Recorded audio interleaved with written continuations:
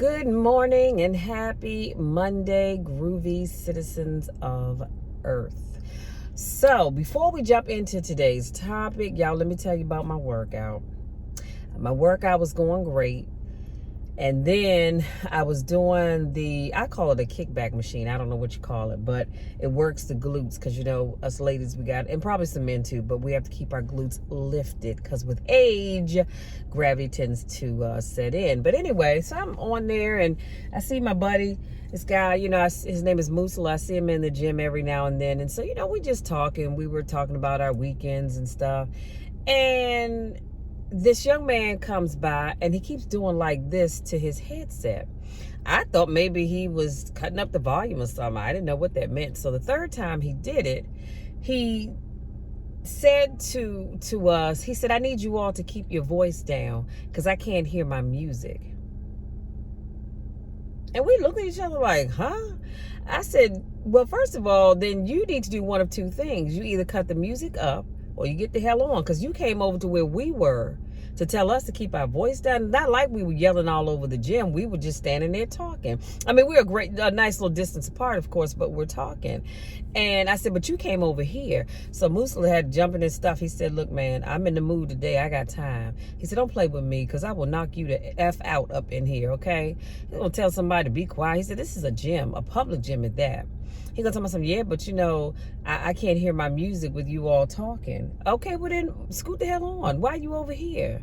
So y'all, I'm trying to tell you, that thing just got under my skin to the point where I didn't even feel like doing my cardio. So I didn't do any cardio today. And of course I made note of it in my workout notebook. That's why I like keeping this too, because it's just too much. So I told the guy at the front desk and he was like, yeah, he can be a problem sometimes. And I said, I know, because back during the summer, I was doing my deadlift and I got to the last set. And when you get to the last set, you tired anyway.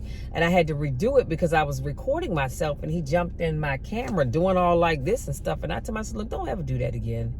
Don't do that. Get out of my video. Don't you ever do that again. And so he starts laughing and then to myself, whatever, and walked away. And, it's like I said, something ain't quite right with him. But I'm trying to tell you, the way my pre-workout was feeling today, I was in the mood. Bring it on if you want to, because I'm not the one. Don't do that.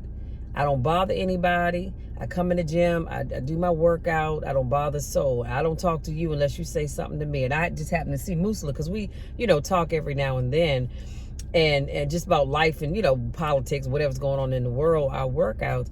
But other than that, I don't bother folks. It don't bother me. But I'm trying to tell you, I'll see him again on Wednesday.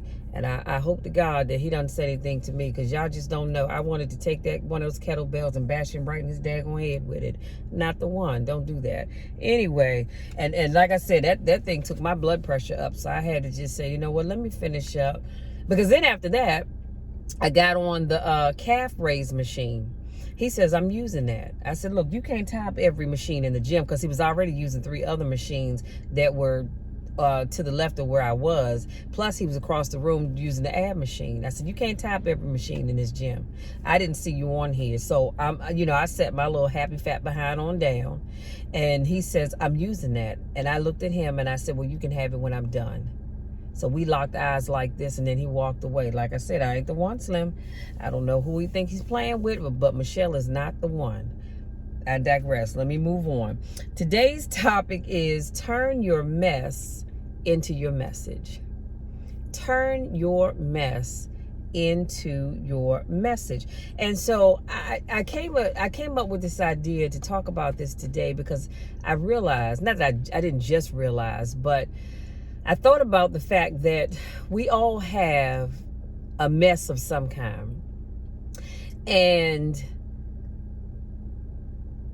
we hold on to it. Sometimes we're embarrassed by it and we don't want other people to know and all this other good stuff. But what I've come to understand is when you hold on to stuff, you don't let go, and it's hard for you to move past it because you're holding it so close to the vest. And so I came up with 3 different ways to turn your mess into a message. So number 1, I said, face your past.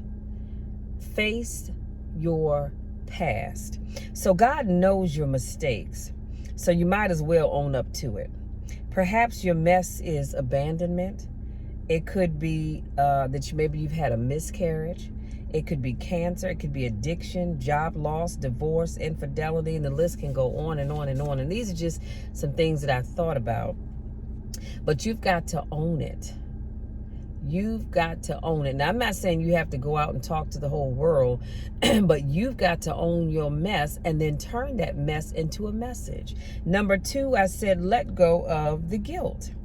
Let go of the shame. Let go of the embarrassment. Take back your power. See, when you walk around with guilt and embarrassment, you give your power to something else or someone else. But when you take that back, you take back power. And know that you are not the only person that's had to deal with what you're going through. You're not. I guarantee you that no matter what it is that you're going through, you're not the only person that has dealt with it. Nothing really is new under the sun. Somebody somewhere has dealt with what you've dealt with, or they're going through it right now. And if they're not, they may down the road. But nothing is new. So stop acting like you're the only one that's had to deal with a divorce or cheating significant other or a lost job, a failed business, or falling down in public. Nothing is new. Somebody somewhere has already experienced that. And the number 3, I said, share your story. Become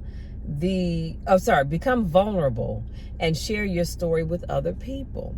Someone needs to hear your story so it will help them.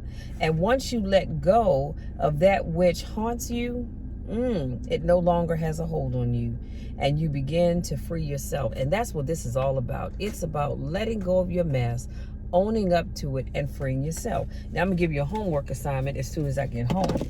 So let me throw on my seatbelt and get to driving, because the sister is hungry. All right. And yeah, but that's all I wanted to stop by today and share that with you about taking your mess and turning it into a message. Because again, somebody somewhere needs to hear what you've gone through. And you'd be surprised at how your story is going to help other people. But if you don't tell it, then, they can't. That's just like I shared with you all before, my having a seizure at church. Did it feel good? Of course it didn't. Was I embarrassed? Of course I was. I was completely embarrassed by that. I truly was. But I realized that in me having to experience that, there were individuals at my church that I've known for years, but I did not know that they had or have or are suffering with seizures as well. I'm like, wow, I've never knew that about you. And I kind of felt bad, but then, hey, you can't know everything about everybody. But me dealing with that mess was a blessing to some folks, because it allowed them to free themselves by sharing that with other people. Because a lot of times we're going through some stuff and we don't want anybody to know. We want people to think that everything is all right in our world, and for the most part it probably is, but you still have your mess and your issues. So share it with other people. Now I'm not telling you to just randomly walk up to folks and just tell them your business. I'm not saying that. But what I'm saying is, use your mess to bless other people. Your story matters. Your story matters because, like I said, somebody somewhere is dealing with what you're dealing with. So why not share your story? And do you know people will pay to come and hear your story? Because they want to know, well, how did you overcome whatever that thing was? Because they're trying to overcome it now. So share your story. Talk about what you've gone through. Talk about how you've dealt with it. And as I say that, I actually thought about something I was going to share with you all today anyway. And that is, I realized, or I don't know if I should say realize or remembered, over the weekend, that this is Domestic Violence Awareness Month. And I was listening to a song, I think it was Friday. And I've heard this song before. It's not a new song, but I've heard this song before. And you know how you hear something, but you listen to a song, but you don't truly hear it? Well, I really took the time to listen because I've heard the song before, but I took the time to listen to the words. And it was quite interesting what I was hearing. And I said, you know what? I need to talk about that, especially this being Domestic Violence Awareness Month. So I'm going to do that tomorrow. I hadn't planned on vlogging tomorrow, but I am going to talk about that tomorrow, because I think it's so important that we realize the mess we put ourselves into sometimes. And that's the thing about a mess, y'all. Sometimes the mess we have to deal with is a mess that we walked into, a mess that we created, and sometimes it's something that was brought to us. We didn't ask for it. And so, but I definitely want to do a video talking about that and just sharing the words to that song and how that could be a potential mess for a lot of people. But I digress. Anyway, like I said, you know, we have to learn how to share our story. Because here's the thing, if my story can bless someone else, then I'm winning. Because my story, and let me say this too, yours, just like I say, my story, your story is not about you. Your story is not for you. Yeah, it's meant for you to learn from it, but your story is designed so that you can teach somebody else how to deal with what you've dealt with, or how to avoid the thing that you had to go through. So always remember that. Not sure why my camera's falling down. So here's your homework, you guys. Here is your homework. Evergrey Park, and I'm gonna tell you what it is, and I'm gonna let you be. And I'm gonna park back a little ways so the environmental people can come pick up these brown bags, because I was clipping the bushes over the weekend. So here's your homework. Your homework is, I want you to create a list of the messes in your life.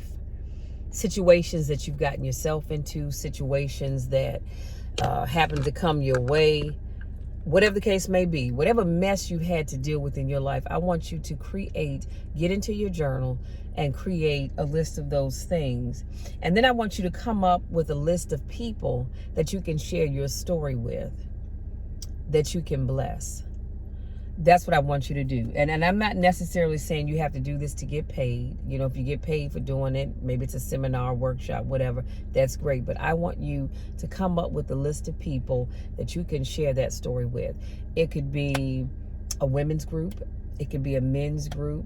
Because you know what, as I said that, I was thinking about how when we think of domestic violence, people oftentimes like to think that only women experience domestic violence, but it's not just women, because there's some men out there experiencing domestic violence as well. They don't like to talk about it because it's not manly, but it happens to them too. But anyway, find a list of people that you can share your story with.